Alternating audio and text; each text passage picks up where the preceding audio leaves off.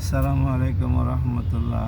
সম্মানিত দর্শক শ্রোতা ভাই এবং বোনেরা, আমরা আর মাত্র এক মাসেরও কম সময়ের মধ্যে ফেব্রুয়ারি 2026-এর ত্রয়োদশ জাতীয় সংসদ নির্বাচনের মুখোমুখি দাঁড়িয়ে আমরা আশা করি মহান আল্লাহ দীর্ঘ প্রায় 2 যুগ পরে বাংলাদেশে একটি সুষ্ঠু নির্বাচনের পরিবেশ সৃষ্টি করে দেবেন। ইসলামের দৃষ্টিতে এই ধরনের নির্বাচনী ব্যবস্থা পুরোপুরি গ্রহণযোগ্য না হলেও আমরা এখন পর্যন্ত যেহেতু কোনো বিকল্প গ্রহণ করতে পারিনি, বিকল্প ব্যবস্থার উদ্ভাবন ঘটাতে পারিনি এবং রাসূল সাল্লাল্লাহু আলাইহি সাল্লামের আমলের নির্বাচনের মতো করে নির্বাচন চালু করতে পারিনি। কাজেই যে ব্যবস্থা আছে ইসলামের দৃষ্টিভঙ্গি থেকে গণতান্ত্রিক ব্যবস্থা প্রবর্তিত না হওয়া পর্যন্ত এই ব্যবস্থার অধীনেই আমরা নির্বাচনটি সুষ্ঠুভাবে নিয়মিতভাবে প্রতি 5 বছর অন্তর অন্তর জাতীয়ভাবে অনুষ্ঠিত হোক এটা প্রত্যাশা করি। কিন্তু এই নির্বাচনকে কেন্দ্র করে জামাতের নেতৃত্বে 12 দলীয় জোট গঠিত হয়েছে।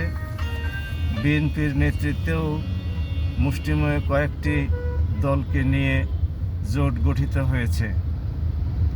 সব জোটই নির্বাচনে সুষ্ঠুভাবে অংশগ্রহণ করুক এবং সুষ্ঠুভাবে নিরাপত্তার সাথে নির্ভয়ে সৎ এবং দেশপ্রেমিক সাহসী নির্ভীক অঙ্গীকারবদ্ধ প্রার্থীকে নির্বাচিত করুক, আমরা এই প্রত্যাশা করি।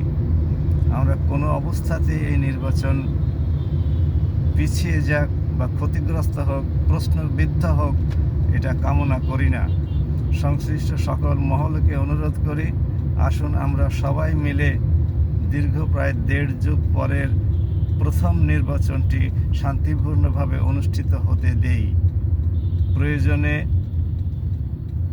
ব্যক্তিগত স্বার্থ বা পারিবারিক স্বার্থ বিপন্ন হলেও সাময়িকভাবে যদি বিঘ্নিতও হয়, তবুও আমরা একটি চমৎকার গণতান্ত্রিক ব্যবস্থা প্রতিষ্ঠার লক্ষ্যে আসুন এই নির্বাচনটি নির্বিঘ্নে হতে দেই।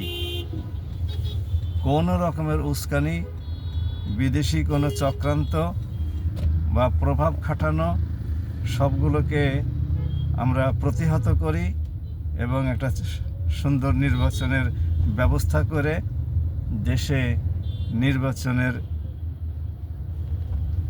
ট্রেনে উঠিয়েই রাখি, যাতে করে আগামীতে প্রতি 5 বছর অন্তর অন্তর পশ্চিমা বিশ্বের মতো সুন্দরভাবে নির্বাচন অনুষ্ঠিত হোক এবং সৎ এবং যোগ্য প্রার্থীরা নির্বাচিত হোক।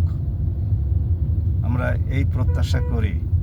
কোনো দল যেন এমন কোনো কাজ না করে যাতে করে নির্বাচন কোনো রকমের সমস্যার সম্মুখীন হয়।